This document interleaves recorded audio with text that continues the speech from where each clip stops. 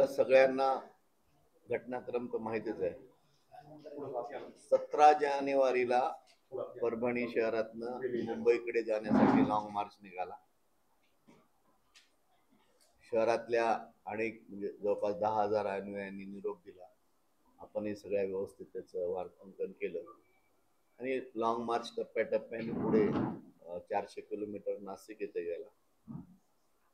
या 400 किलोमीटरच्या टप्प्यामध्ये प्रामुख्याने सगळ्यांनीच चांगली सोय केली, पण ग्रामीण भागातल्या आंबेडकरी जनतेनं ज्यांची ऐपत नसताना जे हे नसताना सुद्धा अत्यंत चांगल्या पद्धतीने स्वागत केलं आणि लॉंग मार्चचे अत्यंत खूप सारे त्रास झाले. बायाला फोड आले, कोणाला चक्र आल्या, आशिष बायाला गाडीने उडवलं, काही जण चक्कर येऊन पडले, तरी त्या अशा परिस्थितीमध्ये 400 किलोमीटरचा टप्पा लॉंग मार्चने पार केला.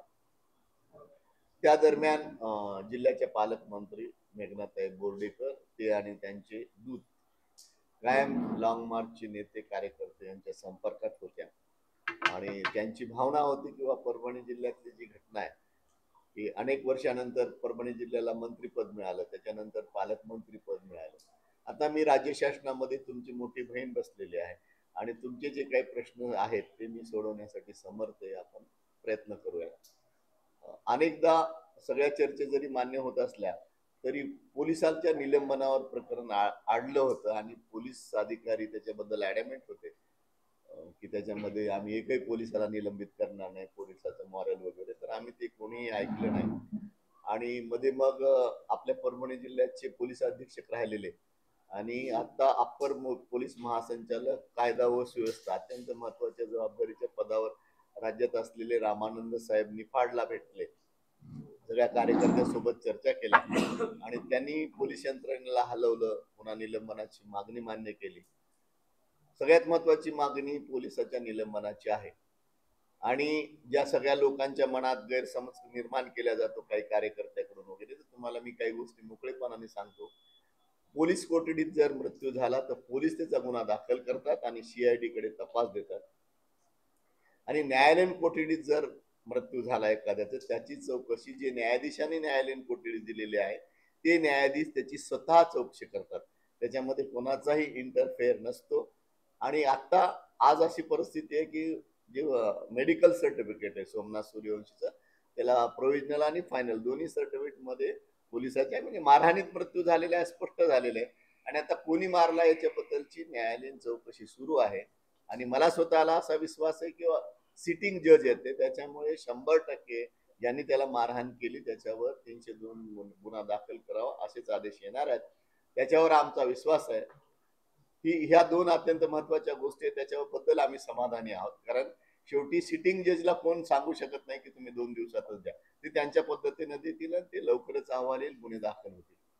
आणखी अत्यंत महत्वाच्या जे मागण्या होत्या की कुटुंबाचं पुनर्वसन झालं पाहिजे, तिथे माननीय पालकमंत्री मेघनाताई बोर्डीकर आणि मुख्यमंत्र्याकडचे OSD राजेंद्र साबळे पाटील यांनी 1 महिन्याच्या आत शासकीय नोकरीमध्ये, आम्ही सहकारी संस्थान खाजगी वगैरे कुठं नाही, शासकीय नोकरीमध्ये त्यांनी 1 महिन्याच्या आत शासकीय नोकरीमध्ये घेण्याचं मान्य केलेलं आहे.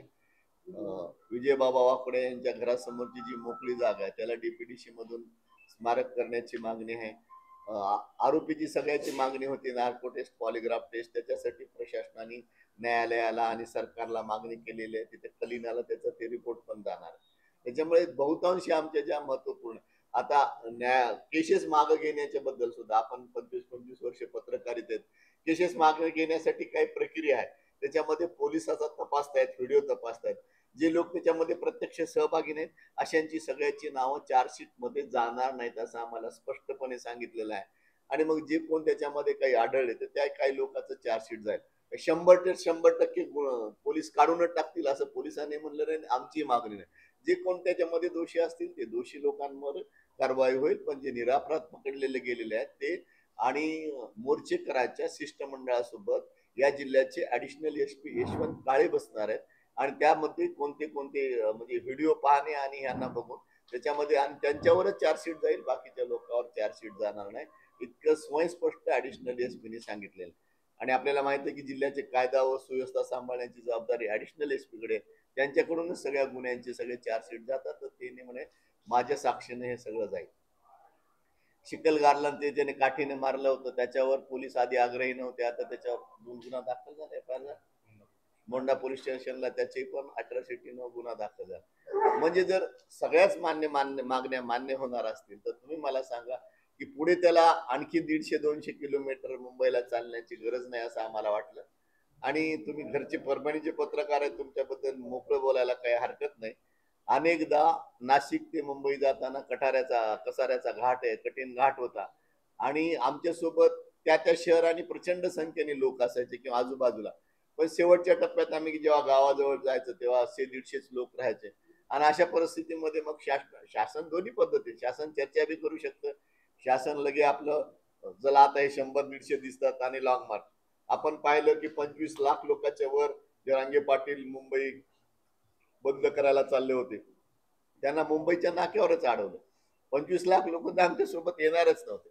आणि त्याच्यामुळे आणि मला असं वाटतं की बाबा वाकोडीचं कुटुंब, सोमनाथ सूर्यवंशीच्या कुटुंबाची ज्यांना काळजी आहे अशा सगळ्या लोकांनी त्याच्यामध्ये म्हणजे योग्य निर्णय घेऊन प्रशासनाला धरून आणि लाँग मार्च हा संपवलेला नाही, त्याला स्थगित केलेलं आहे. शासनाला 1 महिन्याची मुदत दिलेली आहे. शासनाने बऱ्याच मागण्या मान्य केलेल्या आहेत आणि 1 महिन्याच्या मुदतीत ती मागण्या मान्य करून. आणि मेघनाताईंनी त्या दिवशी आशिष भैयांनी सांगितलं, स्पष्टपणे सांगितलं की मी तुमची बहिणी तुमच्यावर ही वेळ येऊच देणार नाही. आणि मला असं वाटतं आणि केव्हा केव्हा जेव्हा जेव्हा आपण सार्वजनिक जीवनात जातो तेव्हा सगळ्या गोष्टी कधी प्रशासनाला, आता प्रशासनासोबत त्यालाच मागायचं आणि त्यांच्यासोबतच ऍडॅमेंट राहून भागणार आहे का? त्याच्यामुळे प्रशासनासोबत सुधारायची भूमिका घेऊन न ताणता हा लॉंग मार्च आम्ही स्थगित केलेला आहे. हा एक महत्वाचा मुद्दा. आणि दुसरा महत्वाचा मुद्दा, माननीय आमदार ते काय सुरेश धस साहेब आहेत, त्यांनी जे जे बोललं त्याच्यासोबत लॉंग मार्चच्या कुठलाही नेता त्याच्याशी सहमत नाही.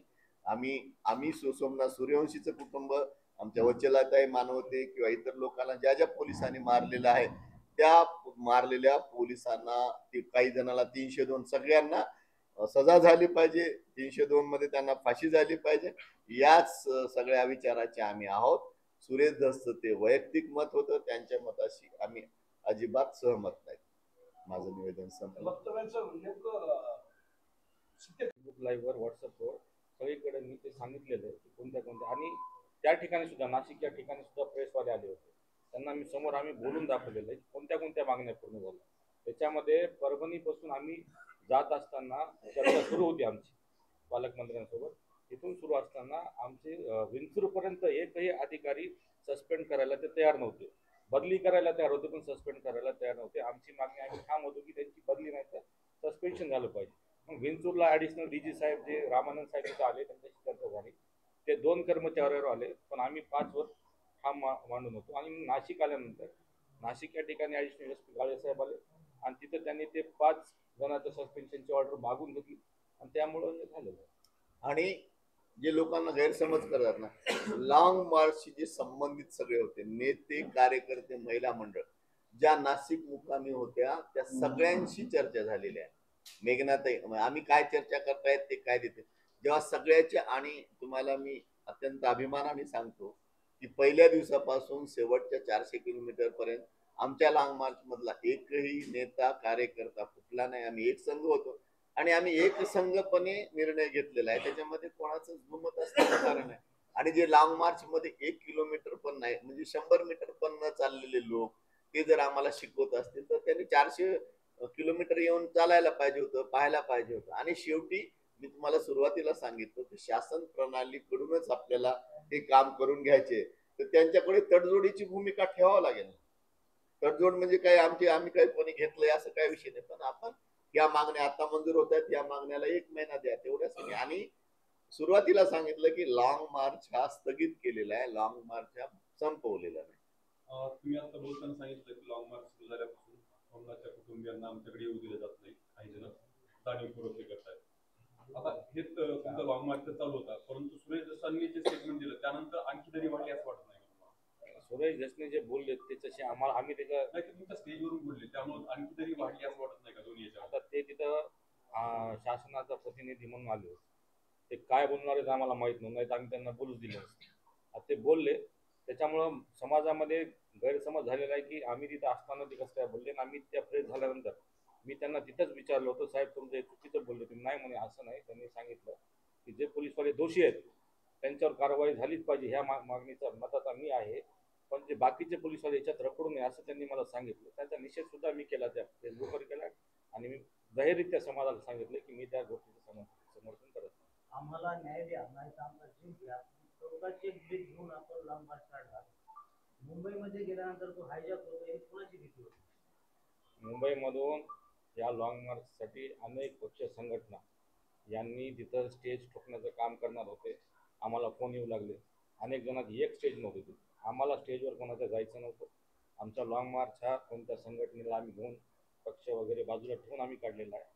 आणि तिथून आम्हाला फोन येत होते की तुम्ही आमच्या स्टेजवर या, तुम्ही आमच्या स्टेजवर या, आम्ही हे करायलो, आम्ही तयारी करायलो. हे चालू होतं तिथं मुंबईत. आंबेडकरी संघटना होत्या का दुसऱ्या होत्या? आंबेडकरी संघटना सुद्धा होत्या आणि इतर संघटना सुद्धा होत्या. मेन मुद्दा न्यायाचा होता ना. मग हायजॅक न्याय भेटलं पाहिजे हे पडलं. नाही, न्यायाचा आमचा इच्छा आमची न्याय मागण्याची आहे, त्यांची इच्छा दुसरी आहे ना. काही लोकांच्या याच्यामध्ये राजकारण करण्याची इच्छा होती ना, त्याच्यामुळेच तर आम्ही लॉंग मार्च घेऊन काहीतरी राजकारण करायचं, त्यांचा राजकीय डाव साधून घ्यायचा, अशी त्यांची, आमची नव्हती इच्छा. आता ही चर्चा उडाली सर, मॅनेज झाला म्हणतो तुम्ही. सगळ्या महाराष्ट्रात चर्चा होऊ द्या, मॅनेज झालो, पैसे घेतले असं लोक म्हणतात. पण आमच्या ज्या लॉंग मार्च मधल्या महिला आहेत, आमचे जे भीमसैनिक आहेत, जे चाललेत ओरिजिनल 400 किलोमीटर, त्यांना तुम्ही विचारा. लोकांनी काही म्हणू, मला तिथून काही फरक पडत नाही, कारण की आम्ही इमानदारीनं 400 किलोमीटर पायाने चाललेलो आहोत. आम्हाला ऑफर इथून चालू होती परभणीपासून, 2-2 कोटीच्या ऑफर होत्या, पण आम्ही त्या पैशासाठी आंदोलन केलं नाही. आम्ही फक्त आमच्या समाजाला, माझे वडील गेले असताना सुद्धा मी 1.5 महिन्यापासून, वडील गेल्या 4 दिवसाच्या नंतर पासूनच मी रस्त्यावर उतरलेलो आणि या महिलांना घेऊन चालत माझ्या सुद्धा बुडवण्याचा जराशानं मी वाचलो. मीही जात होतो. आणि लोक बोलतात, आता कोणाकोणाचे तोंड आपण बंद करायचं. 32 दिवस इथं आंदोलन केलं, 22 दिवस पायी चालले. काय नेमकं मिळालं 22 दिवसानंतर? 32 दिवस इथं आंदोलन केले, एकही अधिकारी आमच्याकडे आला नाही. पण आम्ही जसं आपलं हे लॉंग मार्च सुरू केला, तसे या अधिकाऱ्याच्या हालचाली सुरू झाल्या, परभणीपासून सुरू झाल्या. आणि निघताना सुद्धा आम्हाला, तुम्ही बघितलं असेल की SP ऑफिसशी फोन, आमच्या चर्चा चालू होत्या. ऑन द स्पॉट जे लास्ट टाइम निघायचा होता त्या ठिकाणी आम्ही SP ऑफिसला होतो. थांबवायसाठी आम्हाला ते मागे लागले होते. पण आमची जी मागणी होती ती 32 दिवस जी पूर्ण नाही झाल्या, त्या या लॉंग मार्चमुळे जो दबाव महाराष्ट्रात तयार झाला, महाराष्ट्रामधून लोक आम्हाला जुडलेले आहेत आणि फोन सुरू होते. मुंबई, महाराष्ट्राच्या बाहेरून सुद्धा फोन सुरू होते आणि लॉंग मार्च वाढत होता. आणि त्यांना माहीत होतं मुंबईला जर लॉंग मार्च गेला तर मुंबईमध्ये काहीतरी वेगळं घडेल आणि लाखोच्या संख्येनं भीम अनुयायी, परभणीहूनच 10-20 हजार लोक येणार होते त्या ठिकाणी. त्यांना माहीत झाल्यामुळेच या मागण्या फक्त लॉंग मार्चमुळे पूर्ण झाल्या, दुसरं कोणामुळे पूर्ण झाल्या नाहीत. काय पडलं नेमकं पदरात? पदरात म्हणजे आमचे जे गुन्हे आहेत पोरांचे ते मागे घेण्याचं त्यांनी सांगितलं आम्हाला. SP साहेबांनी आणि ॲडिशनल DG साहेबांनी स्पष्टपणे सांगितलेलं आहे. लिखित आहे आपल्याला, लिखित दिलेले मागण्याचं आहेत. लिखित जिल्हाधिकाऱ्यांचं आणि मुख्यमंत्र्याचे परदेशी आमच्याकडे पत्र आहे. परदेशी साहेब मुख्यमंत्र्यांची भेट घेतली, त्या मागण्या असेल त्यांच्या याच्यामध्ये काय फरक आहे? तेव्हा फक्त तोंडी बोलले होते मुख्यमंत्री आम्हाला, तोंडी आश्वासन होते फक्त की ही मागणी पूर्ण करू, वरबांडवर गुन्हा दाखल करू, पोलिसांनी निलंबित करू. पण 20 दिवस भेटून आल्यानंतर सुद्धा काही आम्हाला रिप्लाय तिथून आला नाही, कोणताही गुन्हा दाखल झाला नाही. त्याच्या आधी मागणी बडतर्फीची होती, विशेष बडतर्फ करा अशी मागणी. नाही, मला तुम्ही पण सांगा की भारतात लोकशाही व्यवस्था आहे, लगेच बडतर्फ कोणाला केलं जातं का? त्याच्यासाठी मी तुम्हाला सुरुवातीला सांगितलं की मॅजिस्ट्रेट कस्टडीमध्ये सोमनाथ सूर्यवंशीचा मृत्यू झालेला आहे. सिटिंग मॅजिस्ट्रेट त्याची चौकशी करत आहेत आणि सिटिंग मॅजिस्ट्रेटच्या चौकशीमध्ये ते येणार आहे आणि ते नक्कीच येणार आहे की मारहाणीमुळे मृत्यू झाला. त्याच्यामुळे त्याच्यावर 302चा गुन्हा दाखल होणार आहे. 302चा गुन्हा दाखल झाला की त्याची बडतर्फी आपोआप होणार आहे. प्रक्रिया आहे हो त्याला. असं लगे आम्ही मागणी केली झालं असं होत नसतं. ते प्रक्रियेने चालू आहे आणि त्या प्रणालीवर आमच्या सगळ्या लॉंग मार्चचा विश्वास आहे. कारण ते आपल्याला सगळ्याला, तुम्ही पुन्हा एकदा बघा, सुरुवातीला मी सांगितलं तेव्हा हे नव्हते की पोलीस कोठडीत मृत्यू झाला तर त्याची पोलीस तक्रार होती आणि CID कडे तपास दिला जातो. न्यायालयीन कोठडीत जर मृत्यू झाला तर न्यायाधीशाच्या त्या ताब्यातला आरोपी किंवा माणूस जे काय असल्यामुळे न्यायाधीश, सिटिंग न्यायाधीश त्याची स्वतः चौकशी करतात. आता न्यायाधीशांच्याकडे महत्वाचा पुरावा म्हणून घाटी हॉस्पिटलचे दोन्ही सर्टिफिकेट आहेत आणि ते लोकांचे जबाब घेऊन मला 99.99 असा विश्वास आहे की न्यायाधीश 100% यांच्यावर करणार. आणि आपण आतापर्यंत राज्यामधले किंवा देशातले प्रकरण बघितले की जेव्हा सिटिंग न्यायाधीश जेव्हा निर्णय देतो तेव्हा तिथं तो आदेश देतच असतो किंवा पोलिसाच्या मारहाण. आपण ते खाज्या युनिसचं प्रकरण पाहिलं परभणीचं, ते किती दिवसांनी न्यायालयाने आदेश दिला.